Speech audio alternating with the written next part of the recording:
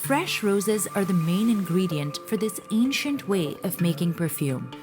The tradition is thousands of years old, and this small city in India is one of the only places that still makes it this way.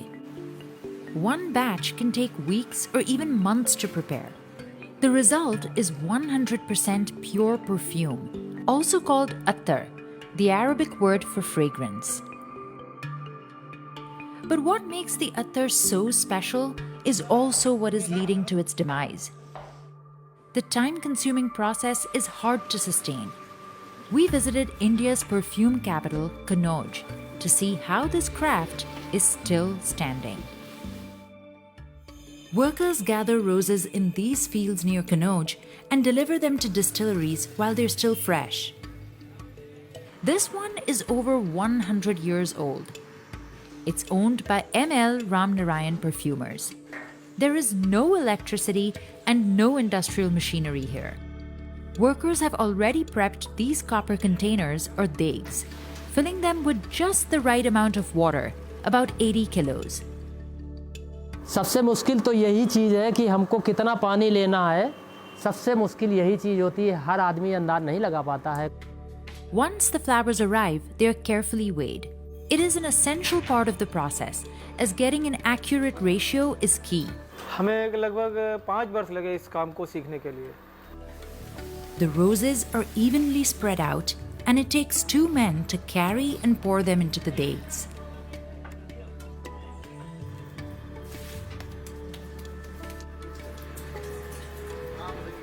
As the petals begin to seep in the water, a craftsman seals the container rim with a mixture of clay and cotton.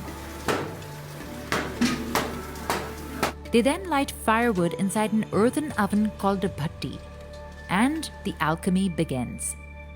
The heat boils the water and flowers until they emit steam. It condenses as it travels through this hollow bamboo pipe or changa.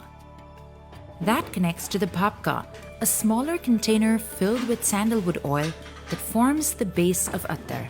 ये लोग भपके जोड़ रहे हैं और ये जिसे पट्टी ढीली हो जाती है, इसे टाइट बनी रहे, तो ये भपके जो है मतलब पानी जो है बफा ना जाए.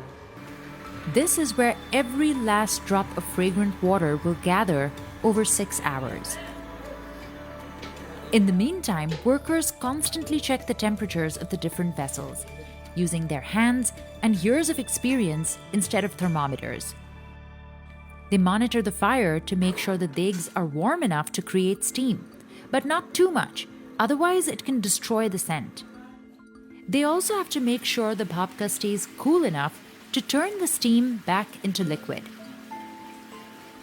This is a job which requires a lot of patience, it requires a lot of time and effort. The input has to be good to get great outcomes. So every stage of our process has to be given a lot of focus and to be done with a lot of concentration, and any slip off can have negative results.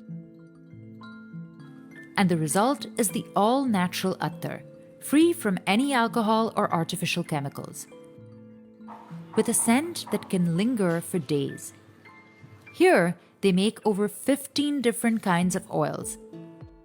But one of their most prized is mitti attar, literally meaning earth perfume.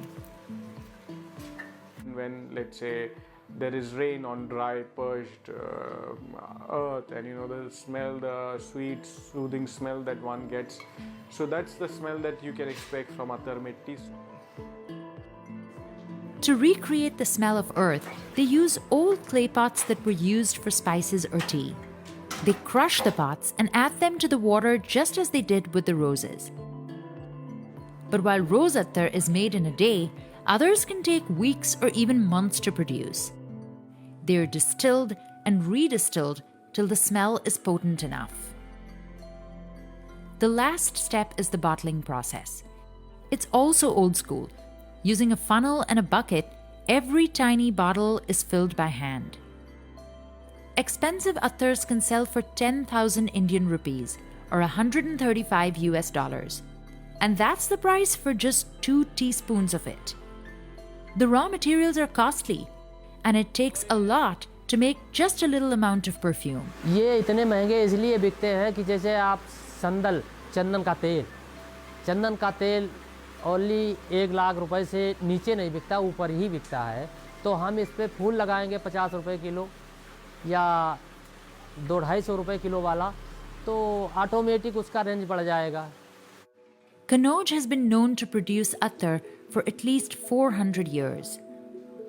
As a matter of fact, Kannauj has got the geographical indication for an attar. So, technically, an attar can only be from Kannauj. But the method of steam distilling is said to have originated in ancient Persia and the Middle East, thousands of years ago. In India, it was popularized by Mughal kings during the 17th century. But these days, young brand-conscious Indians mostly use Western perfumes. As a result, in the last 20 years, 80% of India's traditional distilleries have closed down, and the people of Kannauj have felt the decline. So the whole town is involved in the business of perfumery. I would say about 80% to 85% of the people living in the industry, in the town, are associated to the perfume industry in one way or the other.